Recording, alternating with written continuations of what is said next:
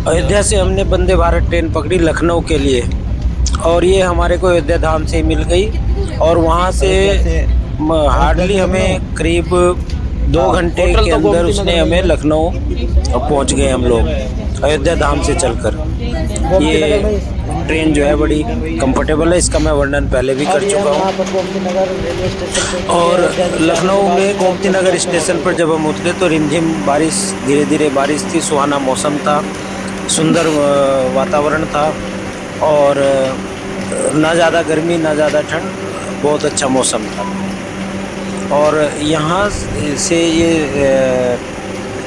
गोमती नगर में हमने अपना होटल लिया और वहाँ से फिर हम घूमने के लिए गए। सबसे पहले हम गए अंबेडकर पार्क।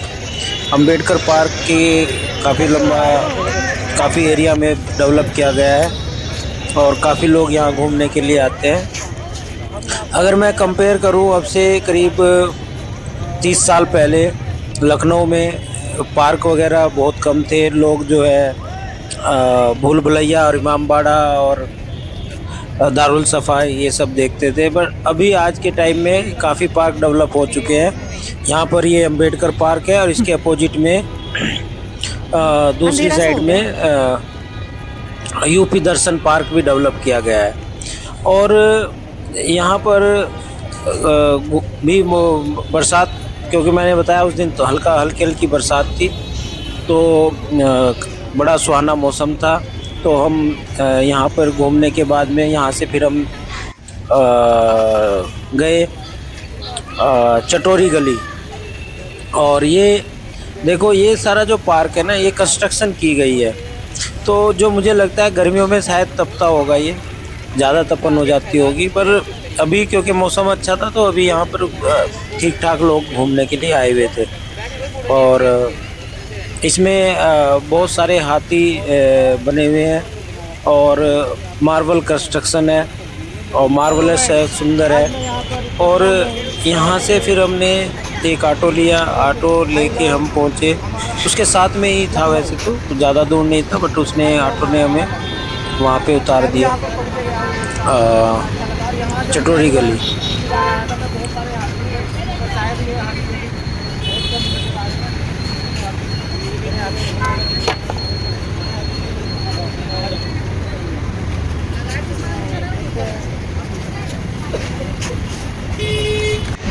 ये तो हाथी पार्क है साहब। इसी से तो आप लोग आए, फोटो सेल्फी लेनी हो तो हम रोकते हैं, सेल्फी ले लीजिए सर। चलो, पर ये तो पेड़ डाल दिया। अरे नहीं क्वेश्चन वहाँ अंदर नहीं लिए थे क्यों? हम तो हरिद्वार से आए।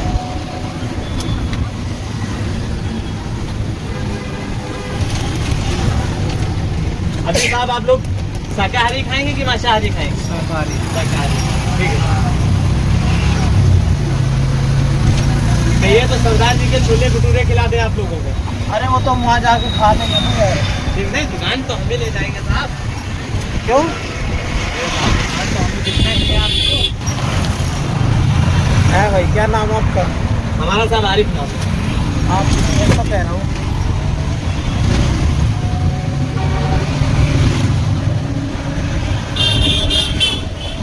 तुम कहाँ होटल से चले गए?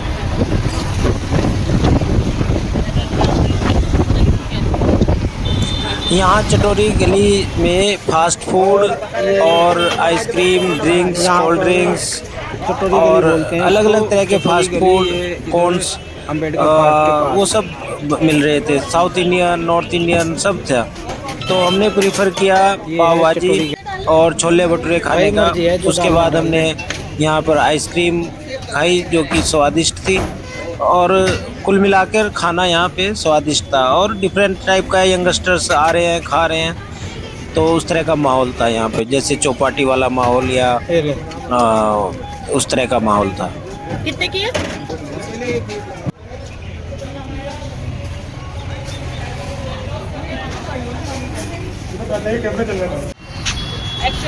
मैंने तो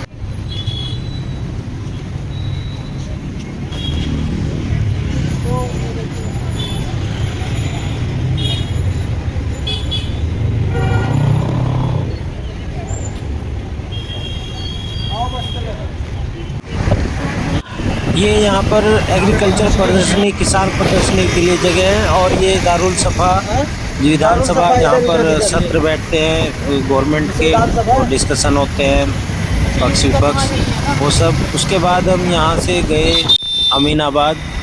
अमीनाबाद के मार्केट में गए हम, और वहाँ पर हमने जो कुछ शॉपिंग की अमीनाबाद की, और रास्ते में बड़ा ही सुंदर सजावट और रोड पे सब सुंदर मनमोहक सुंदरता के साथ में सौंदर्यकरण किया हुआ पूरे लखनऊ का। तो पहले मैं देखता था और अब में साफ़ सफाई में काफ़ी डिफरेंस है, साफ़ सुथरा है, रख रखाव अच्छा है।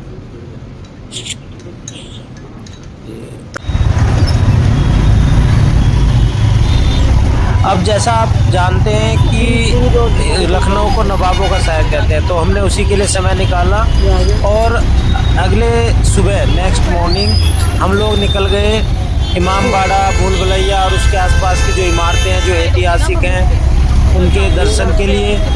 और उसके साथ साथ हमने हजरतगंज घूमने का प्लान बनाया। तो ये आप देख रहे हो कि हम लोग जब वहाँ से गोमती नगर से और जब पुराना लखनऊ है उस एरिया में आते हैं तो अच्छा खासा डिस्टेंस है, वो 8-10-12 किलोमीटर मेरे ख्याल से है। तो ये आप देख रहे हो दिन में दारुल सफा का कैसे सुंदर चित्रण, और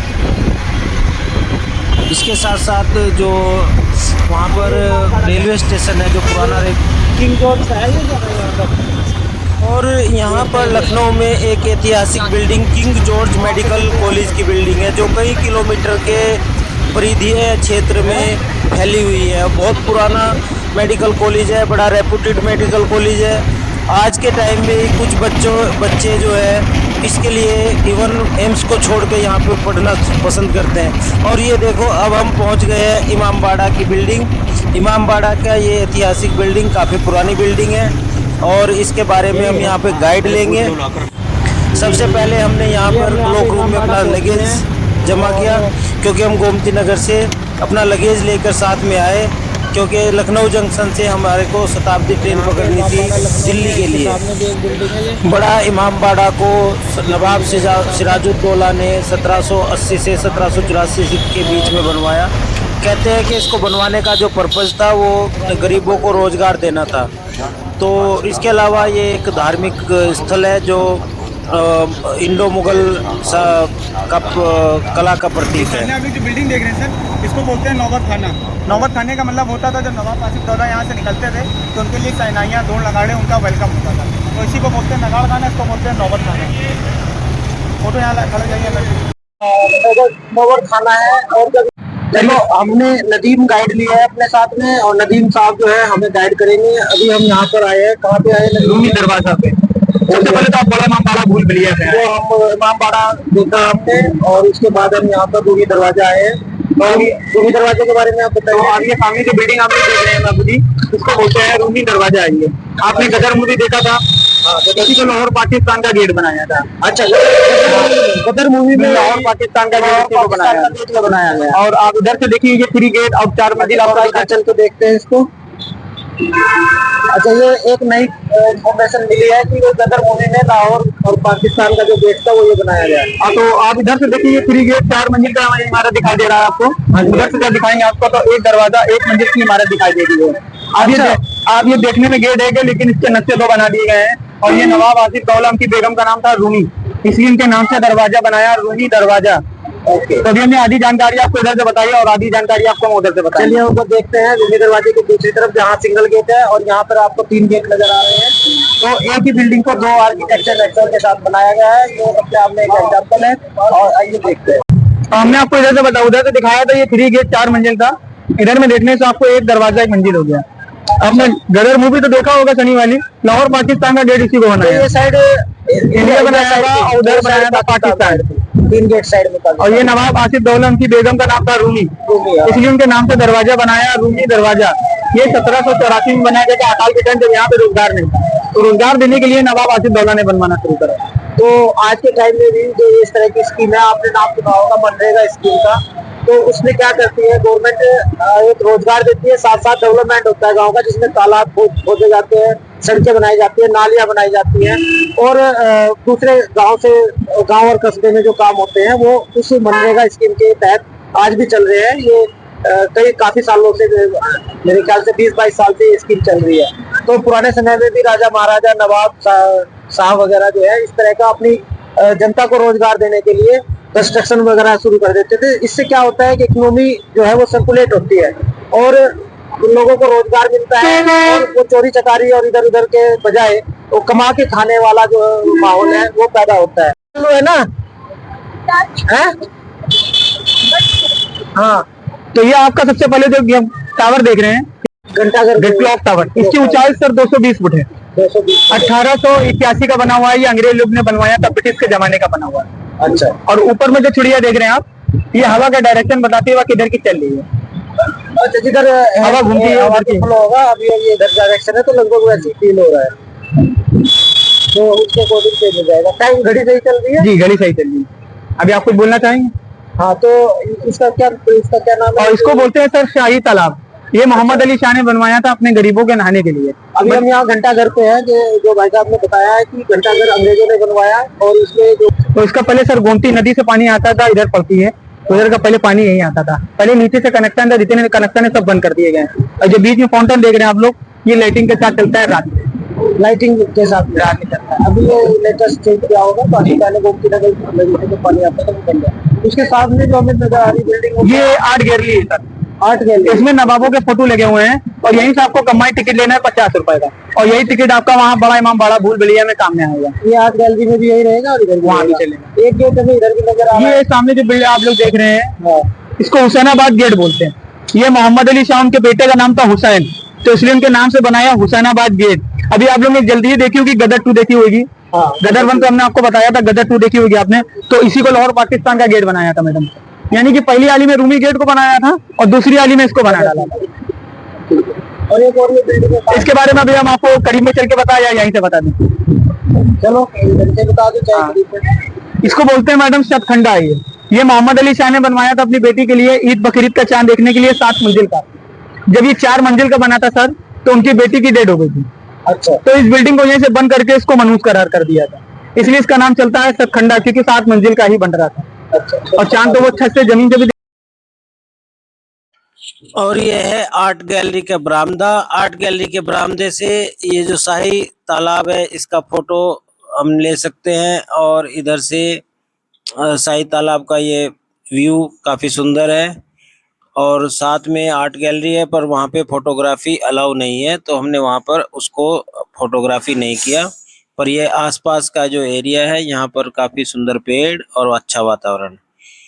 ये अंदर फोटोग्राफी करना अलाउ नहीं है। और अंदर जो है फोटो जो बनाए गए हैं, नवाब, जो अलग अलग नवाब हुए। दोस्तों, यहाँ हम खड़े हैं इमामबाड़ा में, और ये नवाब सिराजुद्दौला ने बनवाया था। और यहाँ पर आप देखेंगे ये काफी सुंदर यहाँ पर मेंटेन किया गया है, काफी पुरानी इमारत है। और इसके बारे में ज्यादा जानकारी तो मुझे नहीं है, जैसे होगी तो मैं आपको बताऊंगा। बट ये बनाया गया है उस टाइम पे, जब आप देखते हैं पुरानी जो इमारतें हैं, जब टेक्नोलॉजी इस तरीके की नहीं थी, हाथ से ज्यादा उसका काम होता था, उस टाइम पे किस तरीके से इसको सुंदर बनाया गया, ये देखने वाली बात है। तो इसमें काफी इमारत जो है काफी तरह काफी उसमें एक तरह से बनाया गया है। आप देखेंगे इसकी जो बुर्ज है, चारों तरफ बुर्ज जो है वो अच्छे से मेंटेन किया है।